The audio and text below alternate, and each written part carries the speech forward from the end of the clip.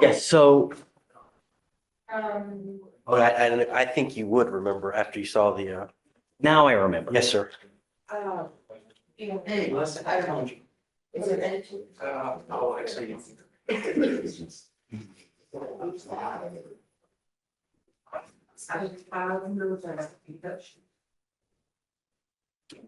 When is it easy? Spanish, please. Okay, give me 1 second. 1 second.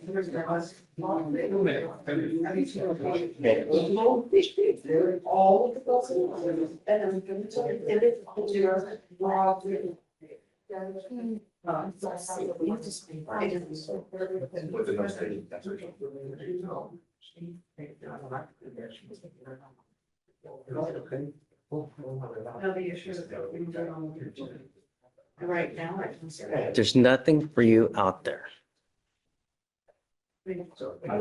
Let me express my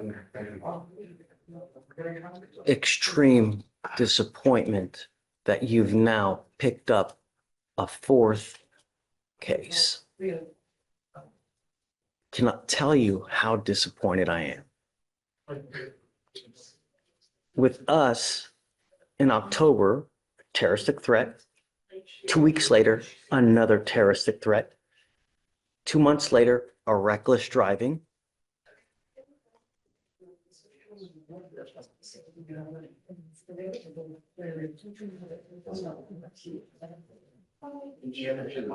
And now you've picked up a felony evading in a motor vehicle. Can you tell me what happened in the latest case, please? The evading, Your Honor? Please. Yes, Judge. So in the evading, it was on February 7th, 2025, and the officers observed a vehicle driving recklessly on Mason Road and initiated a traffic stop. The vehicle proceeded to drive at a faster rate of speed and changed lanes when unsafe through moderate traffic, endangering other drivers. The vehicle evaded for approximately half a mile and ultimately entered a parking lot and parked the vehicle behind the restaurant on Mason Road. And at that point, the black male wearing a bright orange shirt exited the vehicle to the driver's door and ran through a large tree bush and evaded on foot. And it looks like he continued to evade, and he was approached as he ran on foot, moving across all lanes of traffic, ultimately coming to a stop due to him slipping and falling. So after evading for half a mile, he just ran on foot, Your Honor.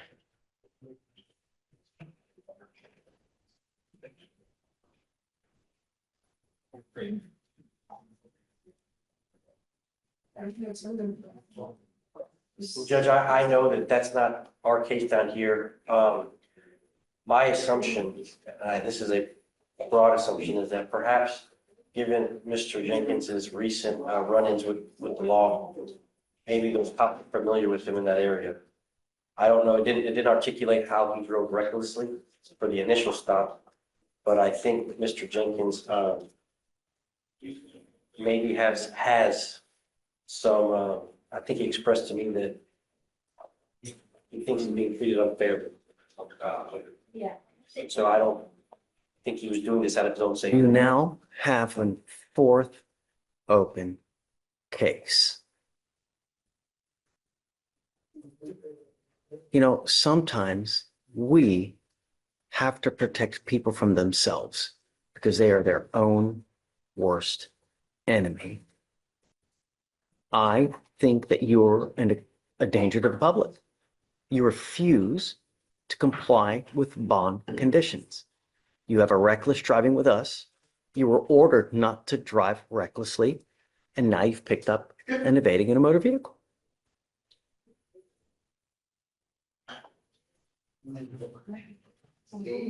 I don't know what to tell you, but Mr. Jenkins, I'm now going to revoke your bond on all the cases, and I'm going to set them high because you are a danger to my public.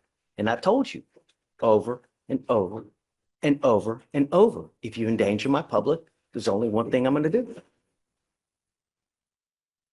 So now I'm going to set each of your bonds at 10,004.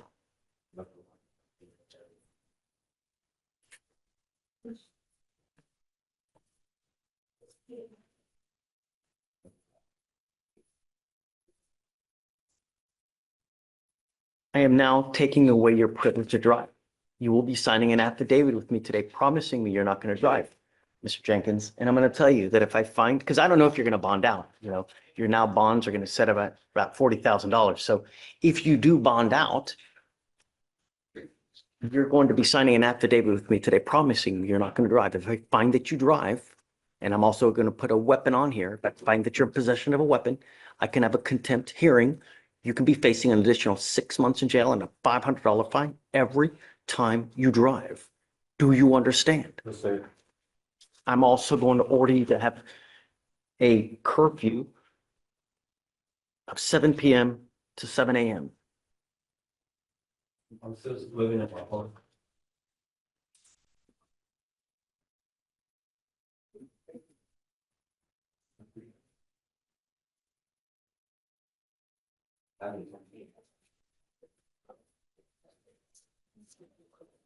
We have resources here. We have all kinds of things to give to people, cell phones, tablets, places to live, food to eat. All you have to do is ask and we can give you things. But now you've repeatedly shown me that you're going to do whatever you want to do, to hell with any conditions that a judge puts on you. That's what you have effectively told me by picking up a fourth case and a felony case at that. So what you tell me now goes in one ear, goes out the other ear. I just can't.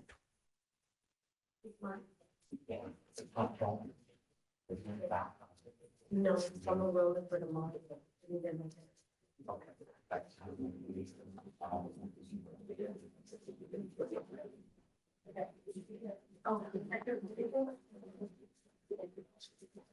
The unfortunate part is that these felony cases take a very long time to resolve.